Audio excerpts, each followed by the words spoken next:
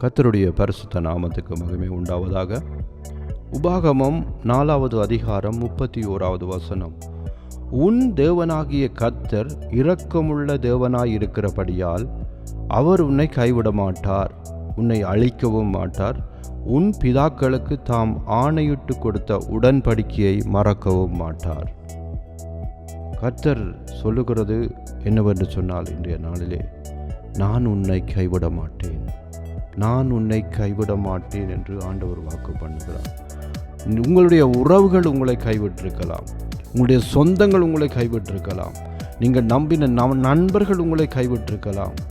எனக்கு யாருமே இல்லை என்று சொல்லி கவலையோடு இருக்கிற தேவ பிள்ளைகளே, சில வேளைகளிலே கணவன் கைவிட்டு விட்டார், அல்லது மனைவி கைவிட்டு விட்டாலே, பிள்ளைகள் என்னை கைவிட்டு விட்டார்களே என்று சொல்லி பெற்றோர்கள் ஏங்கலாம், அல்லது அப்பா அம்மா கைவிட்டார்களே, விட்டு விட்டார்களே என்று சொல்லி பிள்ளைகள் ஏங்கலாம்.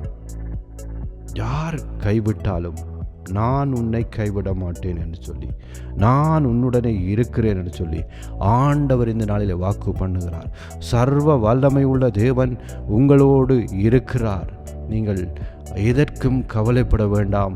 கர்த்தர் எல்லா காரியங்களிலும் இருந்து உங்களுக்கு விடுதலையை தந்து, உங்களுக்கு ஒரு சமாதானத்தை தந்து, நீங்கள் விரும்புகிற விதமாய் கர்த்தர் உங்களை நடத்தப் போகிறார் என்று சொன்னால், கைவிடாத தேவன், கரம் பிடித்த தேவன் உங்களோடு இருக்கிறார். அன்பின் தகப்பனே, உம்மை நன்றியோடு துதிக்கிறோம் அப்பா.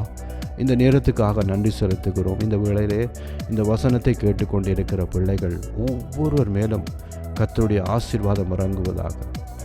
நான் தனிமையாக இருக்கிறேன், என்னை பலர் ஒதுக்கிவிட்டார்கள், என்னை விட்டு தூரமாய் போய்விட்டார்கள், நான் நம்பின மனிதர்கள் எல்லாருமே ஆண்டவரை மறந்து விட்டார்கள் என்று சொல்லி கவலையோடு இருக்கிற பிள்ளைகளை கர்த்தர் இந்த நாளிலே உங்களோட வார்த்தையின்படியே, நான் உன்னை கைவிட மாட்டேன் என்று சொல்லின வார்த்தையின்படியே ஆண்டவரை நீங்கள் கரம் பிடித்து அவர்களுக்கு நல்ல சமாதானத்தையும் அவர்களுக்கு நல்ல ஆறுதலையும் கொடுத்து கர்த்தர் ஒவ்வொருவரையும் நடத்தும்படியாக கர்த்தராகிய இயேசு கிறிஸ்துவின் நாமத்திலே ஜெபிக்கிறேன். ஜீவனுள்ள நல்ல பிதாவே, ஆமென்.